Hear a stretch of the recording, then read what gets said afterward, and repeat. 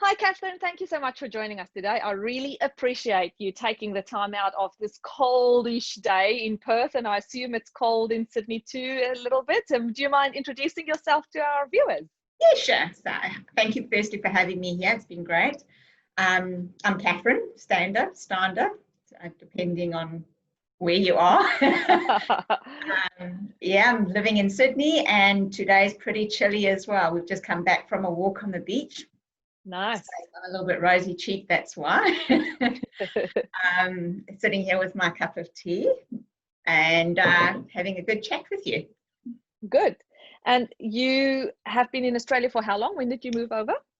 We moved across in officially December 2011.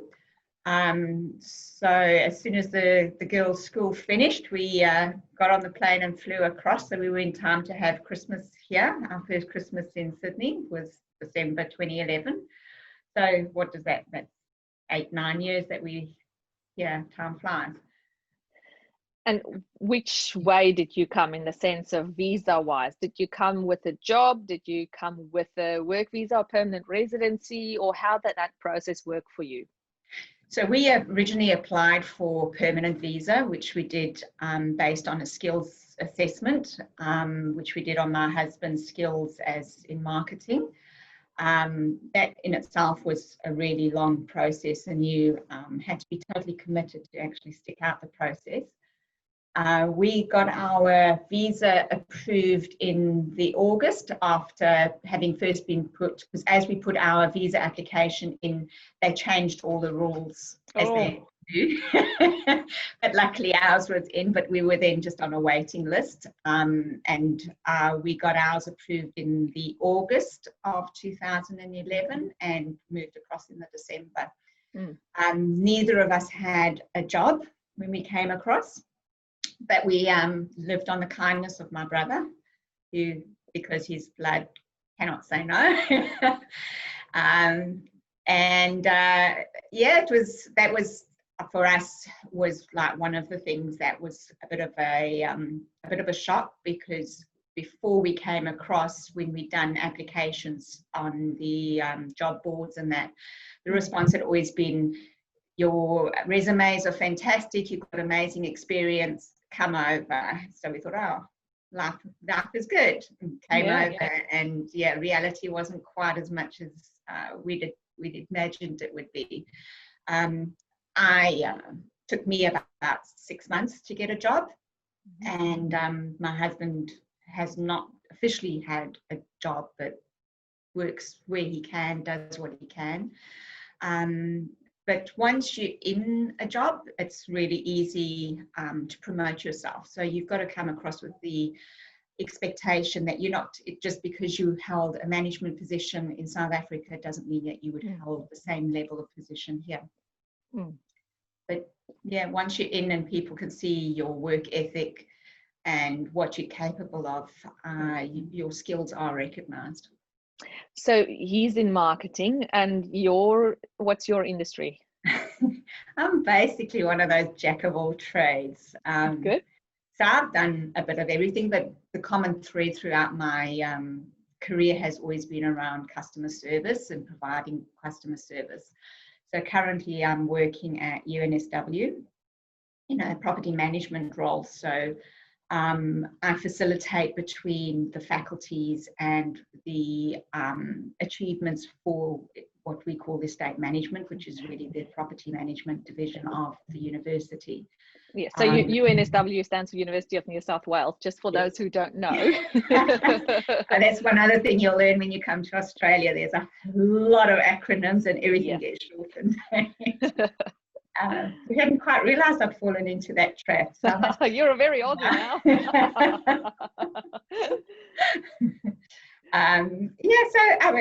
I love my job. It's a great blend of processes and creativity, because I get involved in doing new fit outs, new furbishments, looking at what the plans are for the faculty, what they wish to do. It's just a dream job for me. Yeah, really, really exciting. Yeah. Okay, so what did you do in South Africa? couple of jobs. Just before we came out, I worked in a school as the IT manager. So a total different, really different.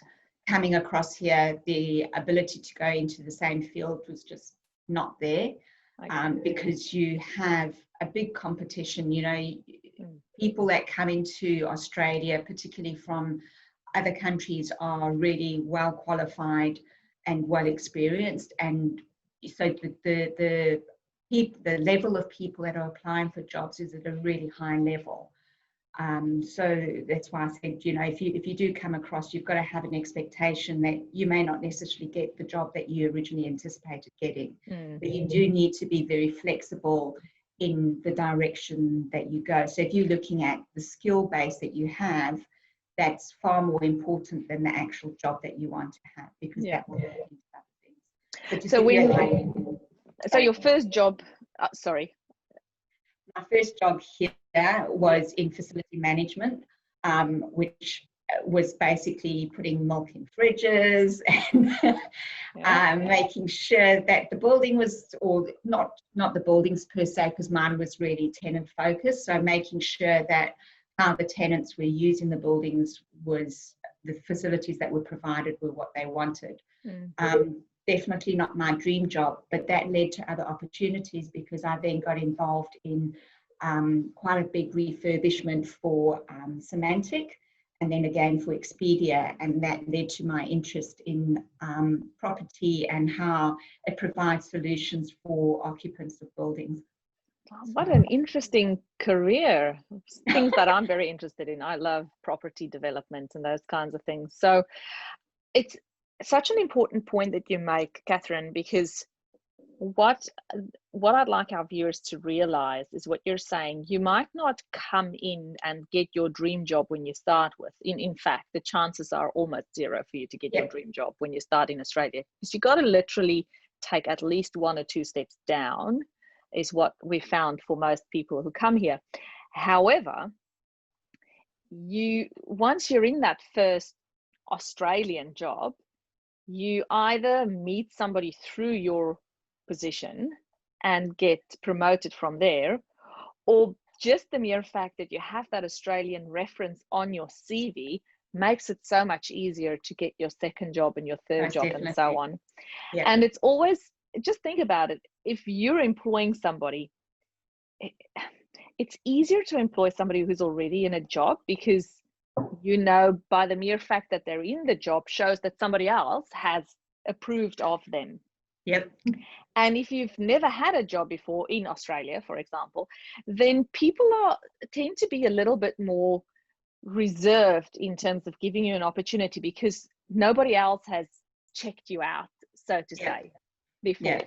So the most important thing is to just get your foot in the door and pretty much take any job, even if it's a volunteer role, because that's the other thing I've seen. People don't want to, they don't get the job that pays them. You know, it's like, just start with something.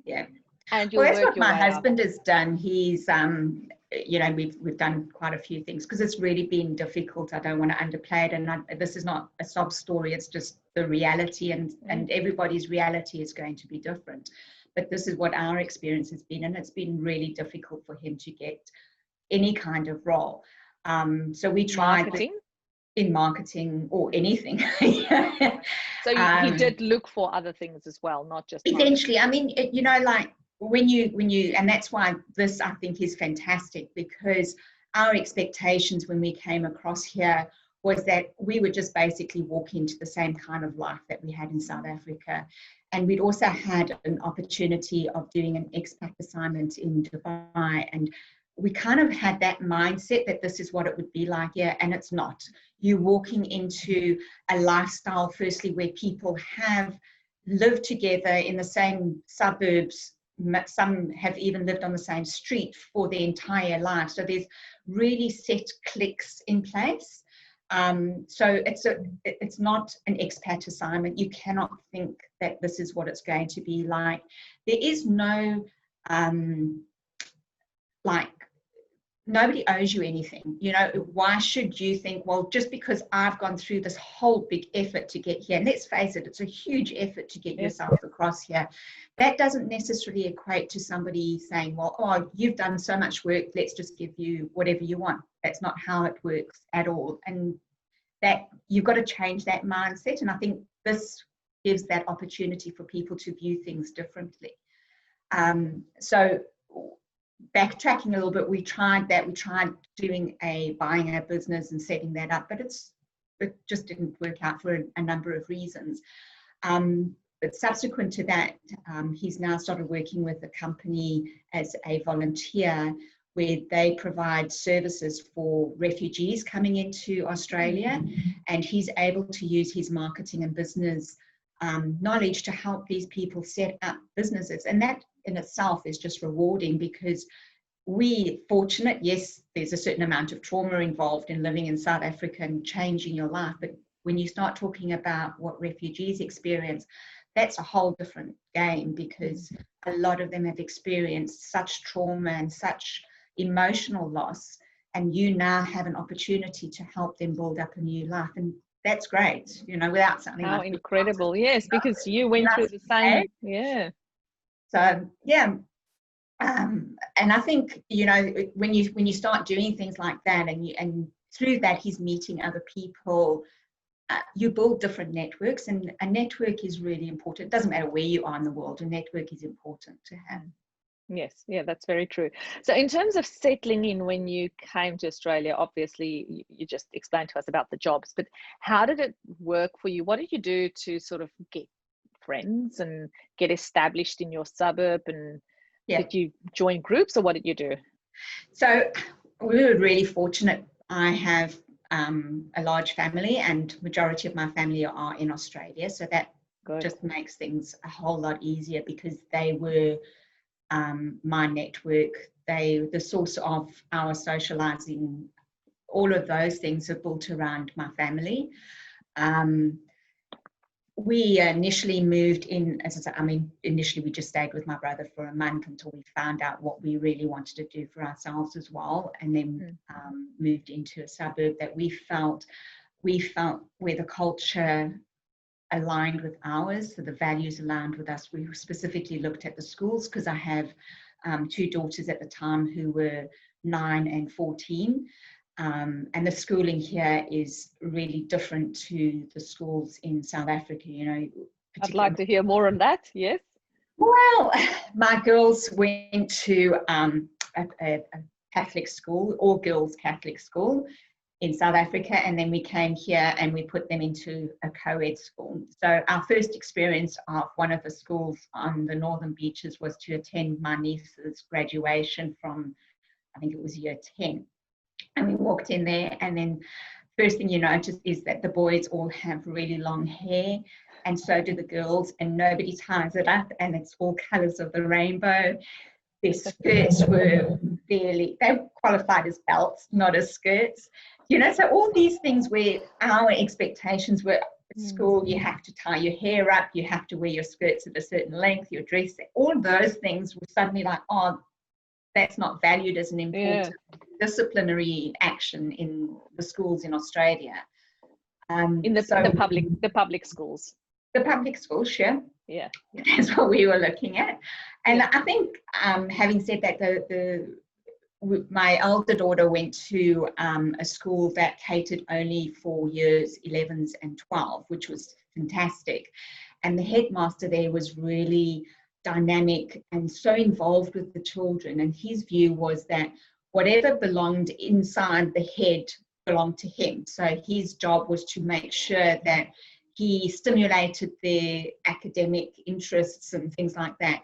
What it looked like on the outside was their responsibility, and he left it to them. And when do you get an opportunity to express yourself? When you're young. Because when you get older, then you have all these responsibilities of having a job and looking a certain way. So absolutely. Although, you know, your initial mindset was, oh my word, they're doing whatever they want to, there can't be any discipline. I don't think that's necessarily the only way to discipline children.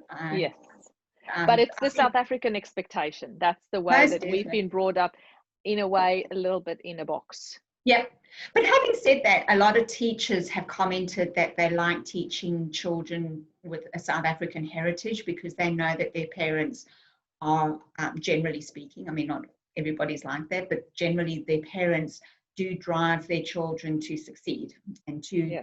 commit to something. So we're So not how all did your children find it when they came over? They were 9 and 14. 14.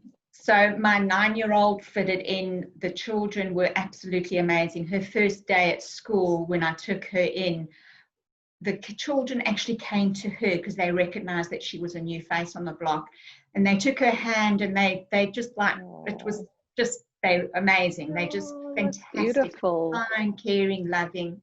My older daughter went into high school, and obviously you've got the teenage angst. Not only did she have to leave her friends behind, which was quite very traumatic for her, she was now coming into an environment where the kids knew each other for X number of years, and it was really, really hard for her to blend into that environment because she looked different, she spoke different, she behaved different, and when you're 14, that's really hard to process, and to try and fit in is really hard without compromising the values that you know are important to you. So she really battled, and having spoken to a couple of other people that have been in the same position, not just people coming from South Africa, but like from different parts of the world, it seems to be a trend, you know, like when your child is over a certain age, it is a lot harder for them to blend. And it wasn't something that I was aware of. My daughter really struggled. She struggled with, went from being this really outgoing child who feared nothing to where she was really anxious about everything. Wow. Thankfully, we're now 8 years later. We recognized the signs. She went for counseling. She had a fantastic counselor who spoke her through everything and helped give her like the tools to be able to deal with that. And she's now just finished her degree at university. Oh, wow. And she's happy. She's now found her place. She's found her tribe. And I think that's what we all need. You know, you need to find those people that resonate with you, that speak the same language. And I don't mean English. I mean like what your beliefs are. So do you think they see themselves as Aussies or as South Africans? Depends on who they're with. So when we as a family all get together, and I mean as our kids are getting older, they're starting to bring in partners that aren't South African. You know, we've definitely the United Nations, we've got, you name it, we have it in our family. They'll still value the South Africanism of them. My younger daughter, because she was so much younger, I don't think South Africa, although it's an important part of her, she views herself as being Australian. My older daughter always had a hankering to be to go back to South Africa. So just for her 21st, she went back. She had an amazing time. She did a volunteer at one of the wildlife camps. She spent, I think, just over 4 weeks in South Africa and came back and said, this is home now for me. So she will always have, I think it's like all of us, you have that Africa in your heart, and that'll never change. But she's now decided that this is where her home's going to be. So and I think that was part of what helped her settle down and help her overcome the issues that she was dealing with as well. Because it's important, you've got to feel like you belong. Yes, that's right. And in a way, depending on your age, as you say, it's a decision that you have to make yourself. Yeah. In a way, somebody else can't make it for you. I mean, you as parents brought her over here. Yeah, but she had no choice in that way. Sort of closure that as you say, that having gone back and been there and then made the decision and having the realization that Australia's where I want to be, that I think that's really important. Yeah.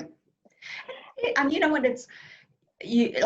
when I was doing this whole process, thinking about the kind of questions you've posed and that kind of thing, and when you like break it up into parts, you kind of think, my story's depressing, and I don't want that to be my story. My story's not depressing. I think like what I really want to showcase is that this is not an easy experience. You know, people that are contemplating coming to Australia mustn't think it's a case of like moving from Joburg to Durban. It's absolutely nothing like that at all. So you've got to commit to it 100%. And you've also got to be really open to whatever comes your way. And I think as South Africans, we are like that. I mean, the whole Boerewors plan is not, it is who we are, because we are really resilient people. We find ways of making things happen, and you are tested here a lot of times. Initially, when you get here, you think you're going to make friends because that's who we are. You know, we like to have people over, come have a braai, all those kind of things, and that's not necessarily reciprocated. Firstly, you know, like we would often invite people over, and we found that we were always inviting people over but never being invited back. But that's just how things are here, and you can't take that personally. You can't change their culture because that's their culture. But you've also got to understand that you choosing to come here, so you're the person that has to make the changes. It's not going to be the other way around. Yeah. You make that decision, it's still good. You know, like going for a walk, as I mentioned, we went for a walk on the beach, is amazing. There's no like looking over your shoulder. I go for walks. We're really fortunate to have one of the national parks on our doorstep, and I'll go for a walk in the morning on my own, and I'll be the only person walking there, and I have no fear. That's priceless. Awesome. Yeah. So on that note, what is the sort of biggest or the best thing for you about Australia? What's the one thing that stands out for you about living in Australia? I love the multiculturalism here. I really do. Especially where I'm working at the moment, I can sit in a meeting and there can be 10 people at the table, and everybody will have come from a different place, and everybody's got a different story. And I love that. I love asking people about their backgrounds and what they do and what makes them who they are. To me, that's really amazing. And just add the food in the mix, and then it's like amazing on top. I mean, the ability to try anything here. I mean, the Asian foods here are just spectacular, but then you can also go and have a really good Brazilian meal or Italian, or it's just, there's no limit to what you can have. Yeah, that's, as you said, that's the beauty of a country where you've got so many people that moved there from their origins, because they bring all those cultural aspects with them, like the food. And I'm with you on that one. I love all the different foods. And the flip side to the Queen, what is the thing that annoys you the most in Australia?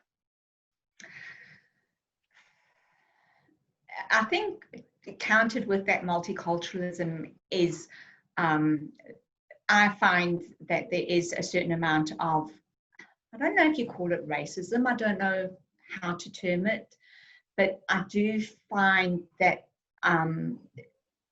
there's always not an acceptance of everybody, that you kind of have to justify your reason for being, and that sometimes things don't happen for you purely on the basis of where people plug you as being, you know, that it's not always an accepting culture. And I don't think it's an intention, because at heart, the Australian people are really friendly and really caring. But there is this underlying, as I say, I don't think it's racism per se, but there is this hesitancy to accept you purely for who you are. And that is hard, especially coming from a country where racism has torn so many people apart. I may be just really aware of it, but it's the first time where I've been on the receiving end. Maybe it's just, what do you call it, when things come around and bite you on the arse? That's usually on the arse. Yeah, what goes around comes around. That's it. Yeah. Yeah, it's interesting that you mentioned that perspective, because I've had some South Africans who feel exactly the opposite, who felt that in Australia they don't perceive those things the way that you've explained it. And it's really interesting because every person, and that's why it's great to talk to you as well, every person who comes here have their own story and have had their own experiences.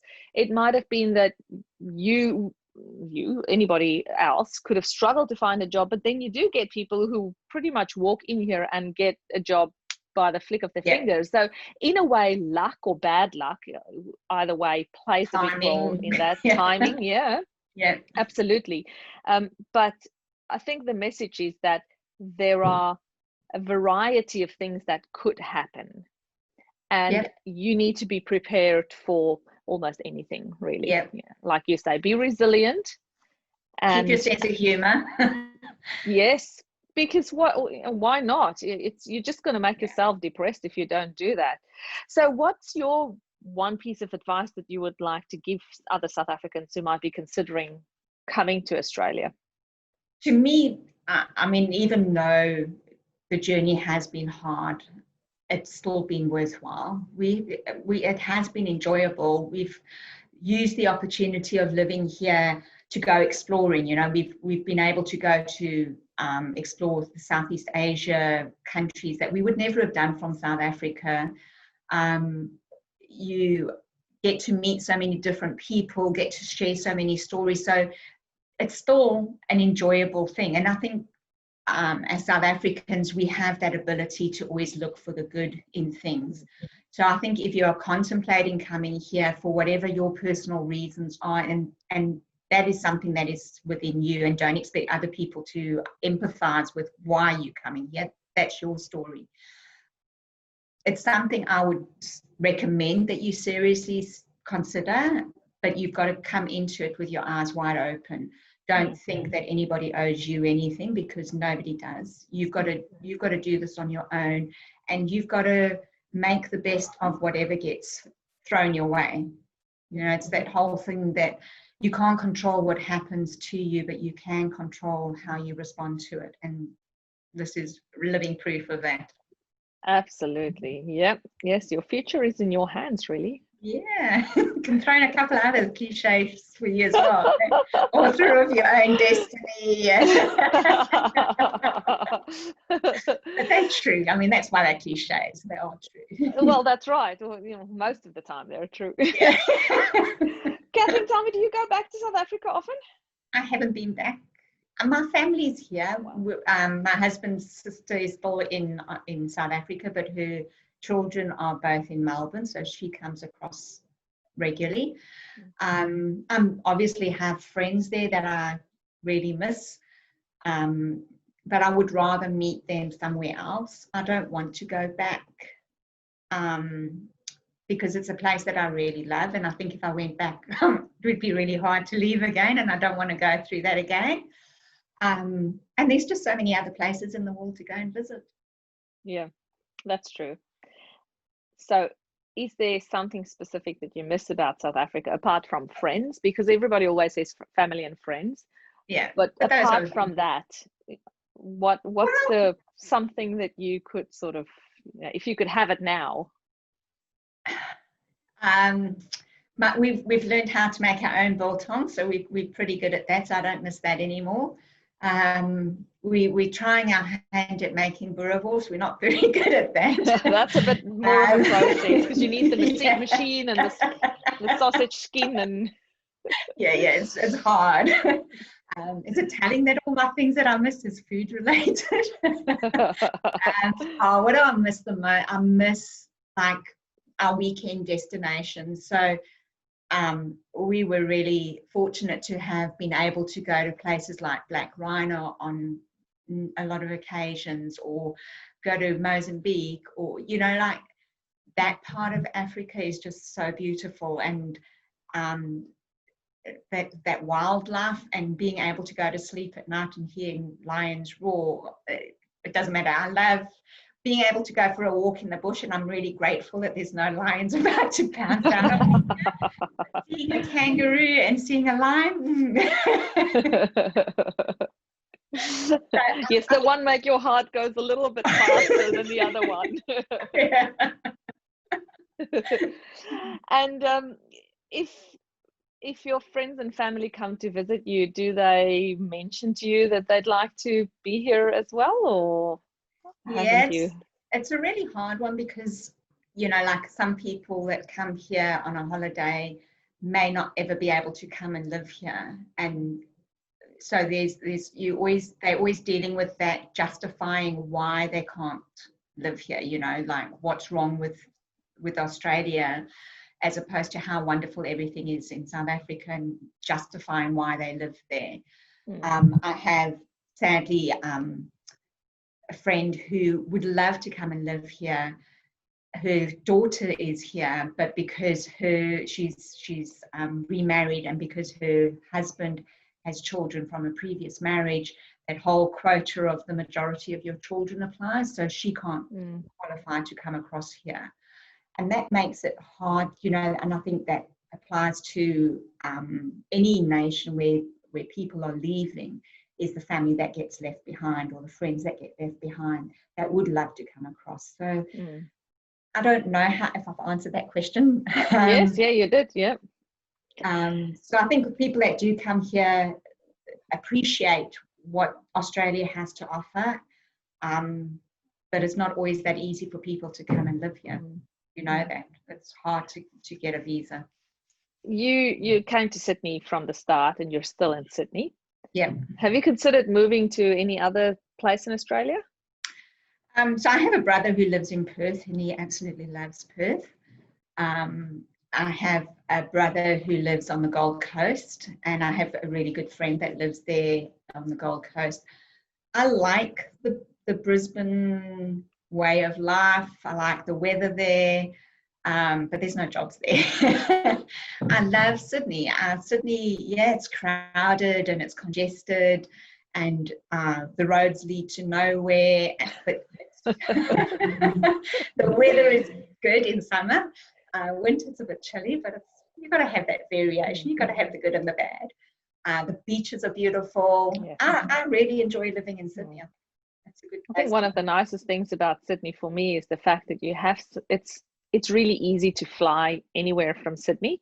Yeah. And there are so many holiday options. I know you said you missed that from South Africa, but for me, thinking about Perth versus Sydney, you have, I would say, thousands of options that you can choose from down and up the coast, whereas in Perth we only have like about 2 options. So you're outside of Perth, so it's either you can always fly over Margaret River, or so we could do that. Yeah, but if we just wanted to get away for a quick weekend with a car kind of thing, I really enjoyed that. The nature around Sydney, the trees, and that Newcastle, all of the rivers and the lots of greenery. It's absolutely beautiful there. It is beautiful. It's a lovely place. So thank you so much for sharing your story with us. I really appreciate it.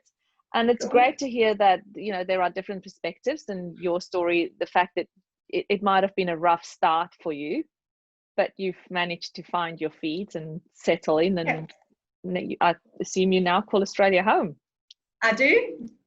I even have the citizenship certificate to prove it. Yay! Yeah. I think it's not until you get that certificate that you sort of really feel, okay, now I can relax. Yeah. So I was South African in my heart, Australian in my brain. If there's any parting thoughts that you would like to leave our viewers with, Catherine?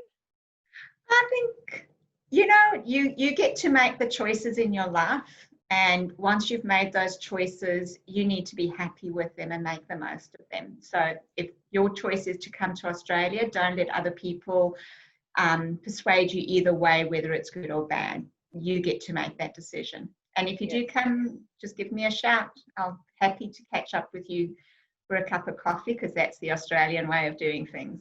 Oh, that's lovely of you to offer that. Thank you so much. We'll put your details below the video, so if somebody wanted to get in touch with you, they could certainly do so. Wonderful. Tthink you, Catherine. Enjoy the rest of your day. Yes, I will, and you too. Go and have another brisk walk on the beach. It's getting dark here now. Oh, okay. Time for another cuppa. Yeah. Take care. Nice to chat. Thank you. Bye.